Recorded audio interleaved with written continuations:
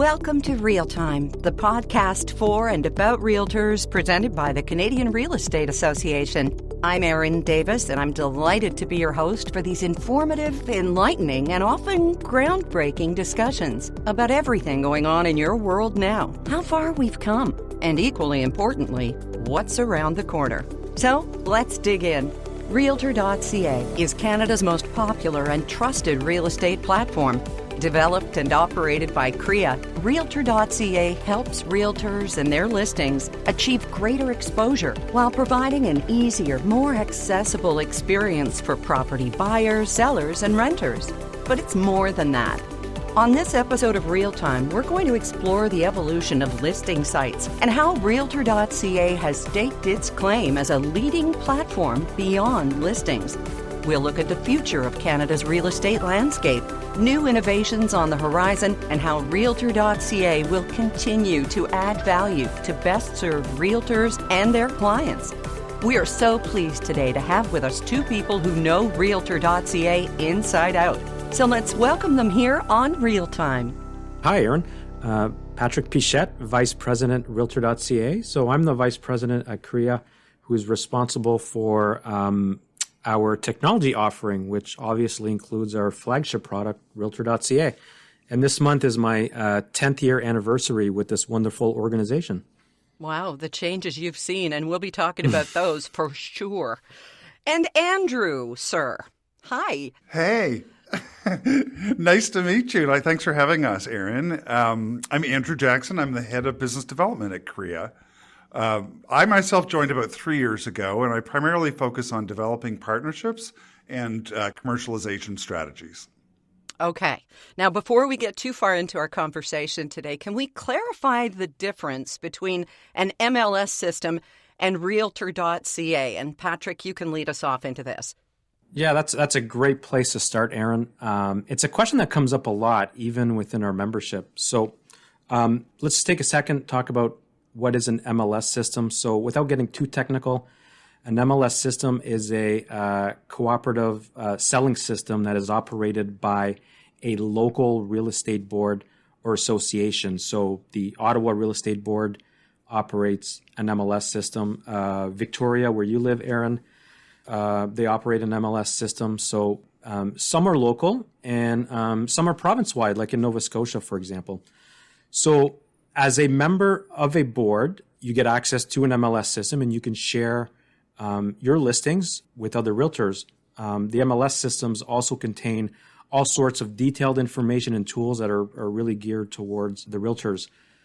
Realtor.ca, on the other hand, is not an MLS system. This is where people get confused. So Realtor.ca is a national listing portal where consumers can view the listing info that is stored in these various systems across the country. So essentially, every realtor represented listing across Canada, residential, commercial, and even some rentals, as long as they are shared within this local cooperative, will appear on Realtor.ca. So it's Realtor.ca's role to engage consumers and be that one-stop research destination, if that makes sense. Yeah, it does. And Andrew, that's really where you come in, the sort of the consumer-facing angle of the whole thing. Is that correct? Yeah, I mean, I focus primarily on sourcing partnerships that are really going to enhance the experience for consumers on Realtor.ca, but also deepen the value to our members, right? So any partnership that we entertain, the first and foremost question is really, where does this contribute to member value? What is this doing for the member, right? And you can imagine that our phone rings off the hook because of how popular Realtor.ca is, and oftentimes people are like, yeah, man, we'd love to, put our thing there up on Realtor.ca. Yet sometimes those calls don't really have a clear value proposition to our members, so they don't really go anywhere. But a lot of them have, right? And so we've been able to bring a number of exciting partnerships and consumer experiences to bear. Can you give us an example? Well, yeah, I think, Patrick, I'm just thinking of all the things that we've been sort of adding, even over the course of the pandemic, to the viewing experience. I know you wanted to touch on a couple of those.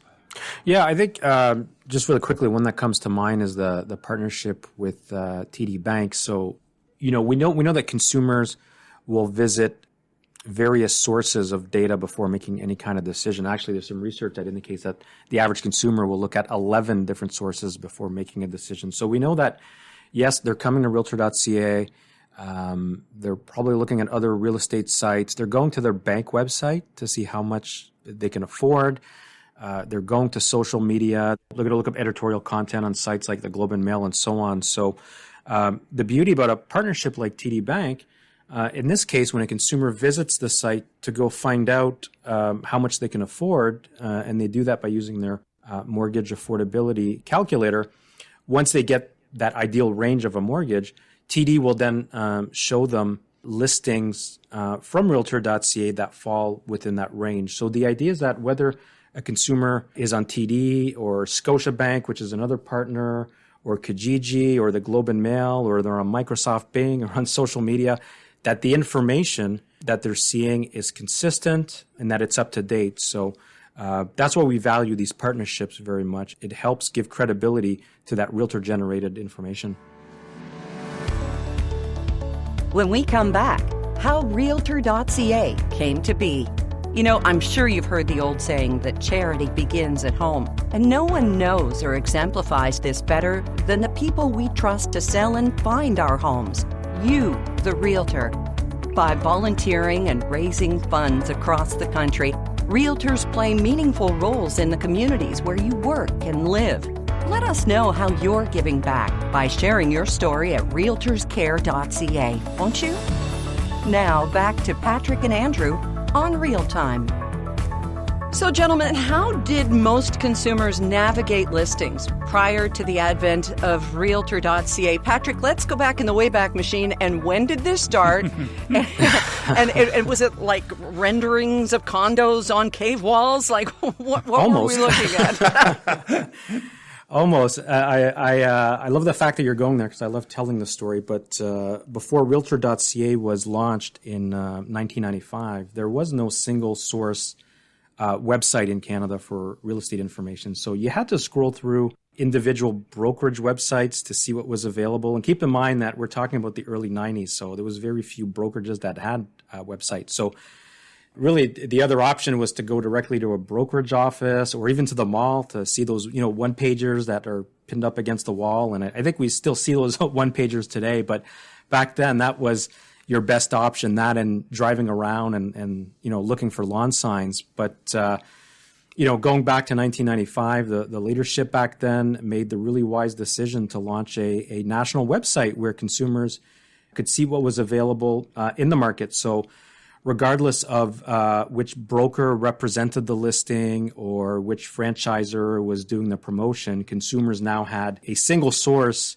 to access that information. However, the site was very primitive back in 1995. So most listings did not even include a single photo, and most listings did not even include an address, right? So address was not a mandatory piece of information for Realtor.ca. So you would literally have some listings that would have no photo, no address. It would kind of be a message like, I have a listing, detached home, 1,500 square feet, 3 bedrooms, call me for more information. So that was the model back then. So if I understand this correctly, it's kind of become the obverse, if you will, because in 1995, realtors were driving consumers to listings, but now, as we see some 27 years later, it's listings driving to realtors. Is that about right, Andrew? Absolutely. Like Realtor.ca is honestly one of the greatest pieces of member value that CREA delivers to the realtors of Canada. And how that translates is in enormous amounts of leads generated as consumers continue to come to Realtor.ca. The listing agent is always clearly displayed alongside a listing. Our mission there is to generate leads for our members. So, it really has created this great sort of virtuous circle sort of scenario. Mm. Well, okay, then what differentiates the platform from other real estate sites, Andrew? Well, the way that I'd frame that question is actually to reflect kind of what I'm hearing from the partners that approach us, because, of course, in my role partners are contacting us and they're considering their options. And so I often hear from them as to, this is why we picked Realtor.ca. And it really comes down to three things that I hear pretty consistently. First of all, that it's the most comprehensive. So it has listings from every real estate board across Canada. Secondly, it's the most popular site. It is the most visited real estate website in Canada. And I'm sure that Patrick has some ComScore data that will support that, but that trend has actually just been continuing to grow. But third, I think this is really important, perhaps most important, is that it's the most trusted website by both consumers and realtors. And I think a big part of that is because of our ownership as a member-based organization in CREA. And even if you think about the name, it's Realtor.ca. So Realtor is at the core of this. It means that the data that is coming from our members, it's trusted data, the business model of the website and the intentions are all trusted. I'm a bit of a numbers geek. Patrick, do you have at your fingertips some of the numbers for the people who went to Realtor.ca in 2021 by any chance? Yeah, absolutely. Andrew mentioned the ComScore numbers. ComScore is an independent company that monitors web traffic in pretty much every industry, including ours. And Realtor.ca in 2021 had 45% market share, meaning 45% of all traffic to Canadian real estate websites and apps went to Realtor.ca. Another great example is CREA, which is the Canadian agency that manages the .ca top-level domain. And they recently came out with their quarterly report and indicated that Realtor.ca is the sixth most visited .ca. So not just real estate, but all domains. So it's ahead of sites like CBC.ca and Walmart.ca. So, just to build on what Andrew was saying, this is great news for our members because they own a powerhouse brand that is trusted by Canadians. And the fact that the site is called Realtor.ca and that Canadians are spending so much time on this site does help keep our members top of mind with consumers. And the second benefit of Realtor.ca and why it's driving so much value is definitely the leads. In 2021, we sent about 6 million email and phone leads to our members. And the great thing is that these leads, go to them at no additional cost. So everything is included in their member dues. So this is something that is unique anywhere in the world. The fact that members own the leading portal and that they don't have to pay to get those leads and business opportunities. Yeah, and we're going to talk in a moment. We'll compare Canada and Realtor.ca to other, let's say, neighbors. But what are the alternatives that are out there? I mean, if people weren't going to Realtor.ca, what other options are there? Andrew? Consumers often will go to a number of different websites, on their home buying journey, right? I think, Patrick, it's like on average 11 or something like that? Yeah, 11. Yeah. Yeah. Mm-hmm. So, we know that consumers are going to get exposure to all sorts of different websites, and that's actually part of our strategy as well, right? So we actually have you can think of it as a syndication service where a member who's choosing to share their listing on Realtor.ca can also make the choice to have us distribute that to a number of partner websites that we do business with, right? Mm-hmm. And in fact, if you were to look at the top 10, let's say, real estate websites in Canada, I believe the number is something like 8 of those are in fact powered by Realtor.ca. And they also, by the way, display a badge proudly to do that, because what it does for the consumer is they can see that badge and they can know that they're dealing with, the real, legit listing information right from realtors. And CREA is taking advantage of as you have put it, the purity of its model and intent for its members as well, yes?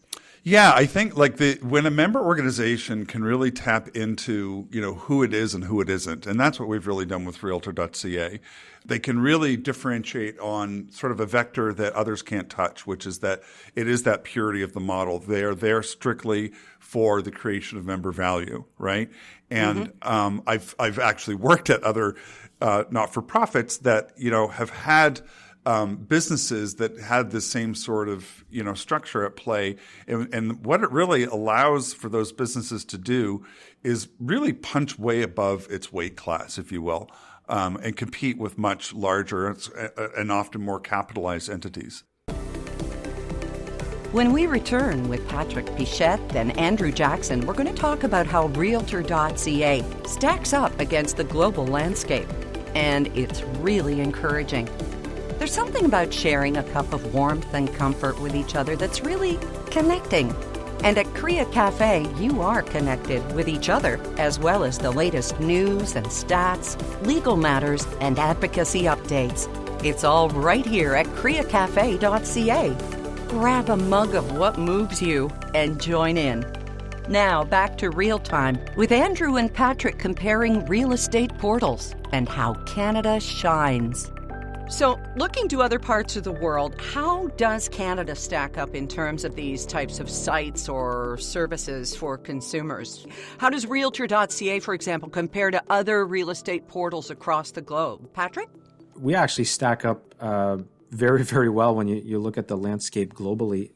So I'll use the U.S. as an example, okay, where the picture is actually somewhat different. So in Canada, the large majority of licensees are realtors, meaning that they have a license, but they're also members of a local real estate board, a provincial association, and CREA. So in Canada, Realtor.ca, with the MLS systems and their rules for cooperation, are supporting most transactions. In the US, the industry is much more fragmented. So only about 50% of licensees are realtors, meaning that they're members of a local association and are using the local MLS system. On top of that, there's about 600 different associations and MLS organizations in the States, and they also have a wide range of different portals. There isn't really an equivalent to Realtor.ca, so it's nearly impossible to get a full national view of the marketplace in the U.S. One of these portals is Realtor.com, but unlike here, Realtor.com is not owned by the National Association. It's actually owned by News Corp, right, which is a big media company. It owns the New York Post, the Wall Street Journal, and many other publications. So obviously it operates under a different model than Realtor.ca. So at the end of the day, what a CREA member gets for their $310 a year in member dues, a U.S. realtor will be paying thousands of dollars to Realtor.com and other portals. Okay. And those are U.S. dollars, of course. That is a huge difference. We are almost one-stop shopping, not to simplify it too much. And they're having to jump through all kinds of hoops and barriers and come up against walls and confusion. So it paints a much better picture for where we are. Or am I being biased?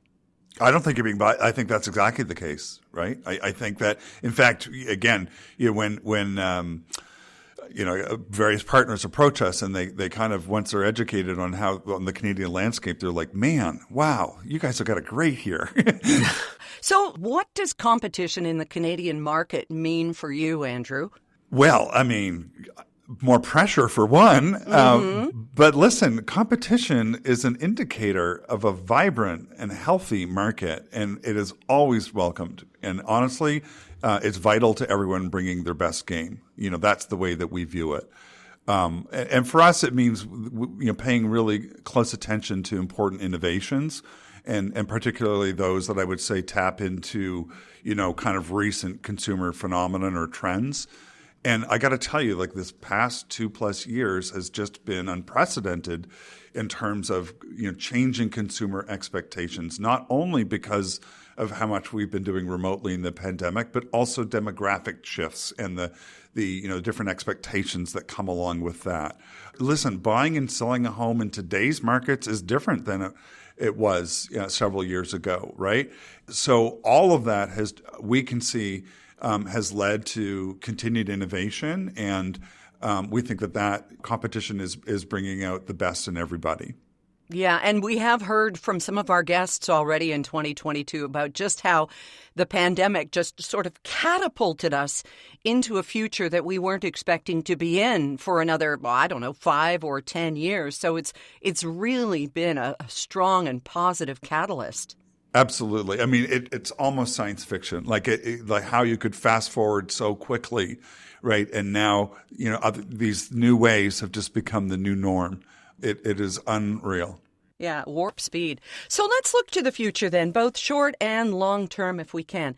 What's next for real estate transactions in Canada? Like what tools, technologies, and innovations can we expect to engage with in the future to enhance the buying, selling, and listing experience? And we'll start with you, Patrick, please. Andrew just touched on this a second ago. The COVID pandemic accelerated the adoption of several technologies that were still somewhat fringe before the pandemic, right? So an example would be digital signatures, for example, right? So instead of meeting the client in person, doing that remotely. We're seeing a strong uptake there, about 15% every year.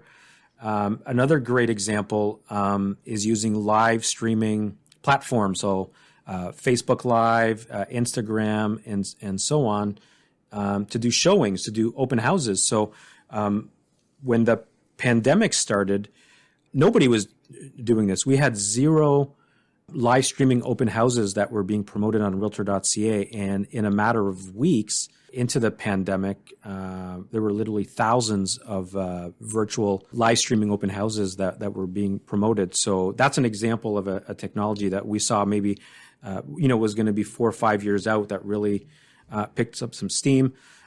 We saw a bigger uptake in video and 3D tours, right? So before the pandemic, only about 15% of listings on Realtor.ca included a video or 3D tour or an interactive floor plan. That quickly doubled to 30%. So in terms of the short term, we're paying attention big time to virtual reality. This is something that hopefully all members are paying attention to. Yes, it's still early on in this technology. It's we've all seen the wearables, the headsets. It's still kind of clunky looking, but the hardware is going to become friendlier. 5G broadband is going to help as well, and I really think virtual reality is primed to impact our industry. So, yeah, in terms of the short term. The train has left the station when it comes to consumers expecting digital interactions. So realtors need to get comfortable with integrating these kind of technologies into their day-to-day practices. Now, when it comes to, long term, Aaron, it depends how far into the future you want to go. But I think one day somebody will own real estate in outer space. But, maybe that's probably too far out for this conversation. But I would say pay attention to, the early signals. Like you're hearing a new set of buzzwords, right? Cryptos, NFTs, metaverse. Yeah, metaverse. Yeah, good one. So, and I know it all sounds goofy right now, but it's like being back in 1995, right? The internet was new. It was clunky. We were told that it was just a fad. We were told it was for scammers, so we need to stay off the internet. And then we had the .com bubble that burst in 2000. And most of the .com projects disappeared, but the underlying technology of the internet gave rise to the digital age that we're living in today. So listen, we're in 2022 now. Just last month, a house in the U.S. sold as an NFT for the first time. People are buying real estate in the metaverse. Millennials are buying crypto. I mean, I saw a survey by CNBC this week that, and I know we're just talking about millionaires, but 83% of millionaire millennials have invested in crypto. So, yes, it's early. These are just signals. And I'm not saying that, you need to run out and start engaging in all this, but take the time to understand the technology behind it, right? Yeah. Just Google your questions. Invest the time now to learn about this stuff. Become literate because it could pay off, in 5 years from now. Yeah, and Andrew, you've found that crypto is even hitting close to home for you. I was going to say, or have kids that can stay literate for you, because my 15-year-old is, comes home and talks about the crypto club at his high school. And he's not talking about a chess club or AV club anymore. It's a crypto club. That's fascinating. Well, Andrew, what's happening is we're becoming our parents. I know. So remember our parents, how scared they were to put their credit card number into a website or do online banking, and they kind of rolled their eyes. Our generation's doing the same thing now with crypto and NFTs and so on. I think we're all looking for signs that it's safe. And when Realtor.ca says it's safe, then I'll believe you. Yeah, well, we're not quite there yet. Okay. All right. I'll keep an eye on it. So how do we see Realtor.ca evolving to add even more value to consumers? There's been a reference of Realtor.ca kind of shifting its focus from search to research. Now, explain to me, and I know this is going to be easier than non-fungible tokens or crypto, but thank you. What does that mean? Yes, it is easier to explain. And it's something that we've been using internally as well with the team is the shift from search to research. So it's kind of like, again, if we go back to 1995, Realtor.ca listings, for the most part had no pictures, had no address. And 25 years later, it's evolved into this national portal. So, the evolution will continue. And the next big step for us is to transition Realtor.ca from a search to a research tool. So what does that mean exactly? Well, I can give you an example. Currently, everything that's available for sale on Realtor.ca, so everything that's represented by a realtor, obviously, it's on Realtor.ca when it's for sale, but the moment that the listing comes off the market, there is no information left on the site, right? So one day you're looking at 123 Main Street in Victoria, and the next day the listing is gone and you don't know why. So that is a major pain point for consumers, and it forces them to go elsewhere to get that information, right? Because ultimately the consumer will always find what they're looking for, and they're quite comfortable in doing their own research. Consumers want the history. They want to know how much a house sold for. They want the comparables. They want to know things like, this house I've been looking at, is it still available or is it actually conditionally sold? So they expect to get all this kind of information on Realtor.ca. And again, they're quite comfortable in doing their own research. And this shift, believe it or not, is also going to help our members because their value is not in answering basic questions about a property. Their value is to be a trusted advisor, help their clients understand what all that information means, help them navigate the process of buying or selling, and help them make the right decision. We'll be back with Patrick Pichette, VP of Realtor.ca, and Andrew Jackson, CREA's Head of Business Development, in a moment, looking into the future and what might not be happening. The Real Time Podcast is brought to you by the Canadian Real Estate Association, and you can subscribe wherever you get your podcasts. We cover a wide array of fascinating topics, and for a list of guests and what we've already talked about, go to CREA.ca/podcast or subscribe on your favorite platform. Now back to our guests and the future as we see where we're going, but perhaps most crucially, what we're holding on to. So, I need you guys to do a little bit of crystal ball gazing, if you will. What are the real estate predictions that everybody is betting on that you think won't happen? Andrew, I'm going to ask you to go first on this one. Well, I don't know what everyone is betting on, but, you do quite often hear people question, or even sometimes realtors themselves reflect on, concerns about what is, they're maintaining their value proposition in amongst, this world of all this innovation, right? And I think that people completely sometimes underestimate the importance and the value of their advice.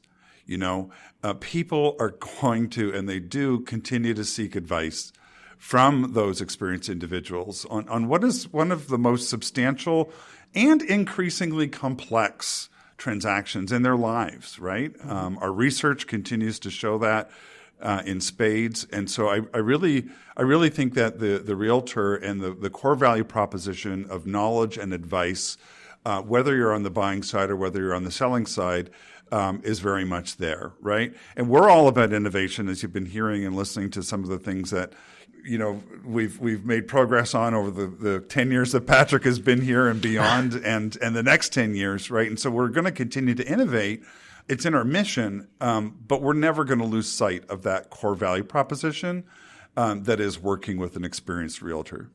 Amen. Patrick.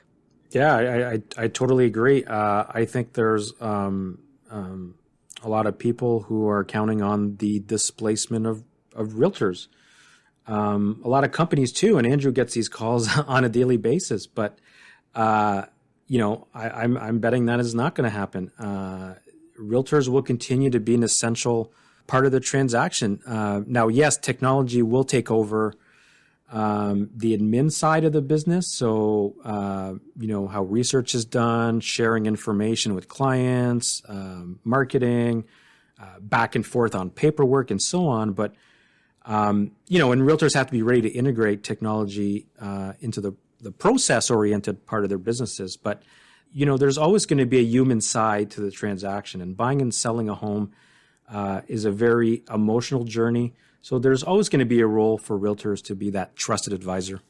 And in this age where we're so used to diagnosing ourselves on Dr. Google and all of those things, a lot of us are used to doing a lot of the legwork on our own, aren't they, Andrew? Yeah, absolutely. And I think that is, demographics support that even, more so, right? Like, every generation younger than me basically is they're used to picking up their phone and solving their own problems, right? Or at least running with the ball far enough along until they reach those junctures where they really want the value add of someone who's been there, done that, right? And that's where they look for that experience. Yeah, and it is an emotional journey too, and not one that you should take on your own.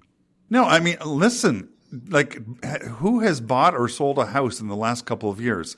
It's complicated. Like, you need a strategy. You need a winning strategy, right? And I think that's where a lot of this value is in helping to determine what's going to be the right strategy for you, what's worked, in this circumstance, and what could be effective. So absolutely. Let me ask you, Patrick, if you had one thing that you wished realtors knew or would take away from Realtor.ca or use on Realtor.ca, what would it be? I would say, and most realtors don't know this, but going that extra mile and adding something to your listing like a 3D tour, for example, actually has a significant impact on lead conversion. So earlier I mentioned that. Great, we're up to 30% of listings now that include a video or an interactive floor plan, a 3D tour. That's great, but there's still 70% of listings that don't. So, that's a takeaway I hope that realtors will take with them. What I can share is that listings that have that extra level of interactive content are 50% more likely to convert into a lead, and that's something that we see across the board, whether it's adding a video or it's adding just more information about the neighborhood or, more information about the listing. At the end of the day, a consumer that's better informed is going to be more engaged and are more likely to convert into a lead. That's huge. Listings with virtual content, 50% more likely to convert to a lead than one without. That is huge. And when you talk about historical info, what does that entail? Like what it sold for 5 years ago? Or what are you looking for there, Patrick? Gosh, there's so many data points that you can provide about a home. And if you look at Realtor.ca, not all listings are created equal. So, it could be, sold price history. It could be information on the taxes. It could be information about the neighborhood, the schools nearby, condo fees.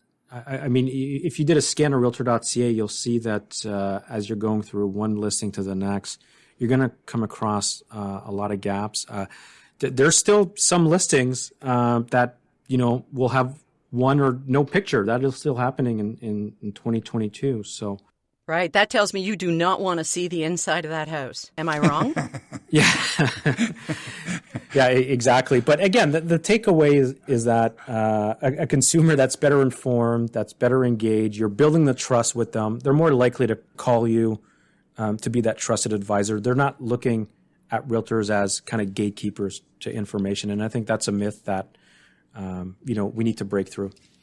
Andrew, as we look at this from a consumer point of view, we are in the age of TL, semicolon, too long, didn't read.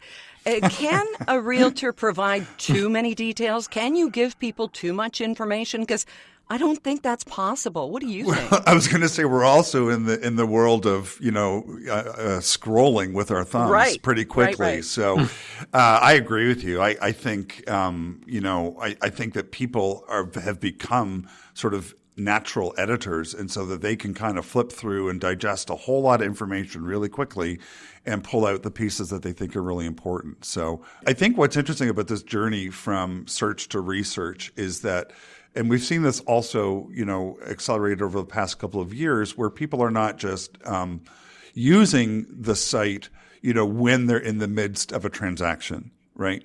They're also now using this in as part of, their dreaming process, right, about the future, or part of their curiosity process about what's going on in their neighborhood, or, you name it. And so that's the shift that we saw and that's what's driving our consumer growth, is that people are, turning to this more, even sometimes if it's just for entertainment value, right? Because it's all very interesting and educational stuff. And that's why you're saying that you're hoping that people keep coming back to Realtor.ca for the innovations that are currently and going to be happening. Yeah, I think that we're taking this direction that Patrick talks about, the shift away from search to research very seriously. And, there's just so much that vector holds. And we can't wait to bring it all out to you. Well, we can't wait either. You guys, hold a spot. Okay, before we say goodbye for now, what single piece of advice would you give our listeners today to help them stay successful as this market continues to evolve? And Patrick, we'll begin with you. Well, I'll give you one very actionable and easy piece of advice. When it comes to keeping up with the market and with technology, there are no shortcuts. Take the time to do some research. I hope that this podcast today has stimulated some questions, and I'm sure everybody will be leaving, with some questions about some things they heard. But take the time, go to Google your questions, go to YouTube. Anything that we talked about today, there's probably 1,000 videos on that topic. So just get in the habit of taking that 10, 15 minutes a day.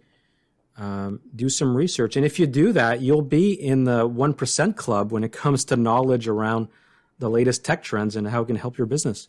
Mm-hmm. And Andrew?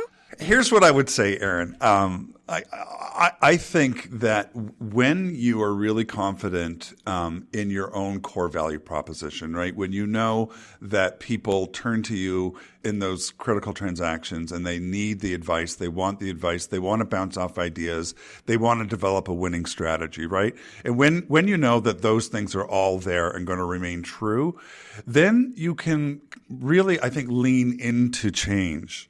You can lean into these innovations. You can lean in, and you don't even have to become an expert in it, but you can just be a little bit more relaxed about learning about these things, and continue to build your own relevant experiences, and that's the balance that I would advise.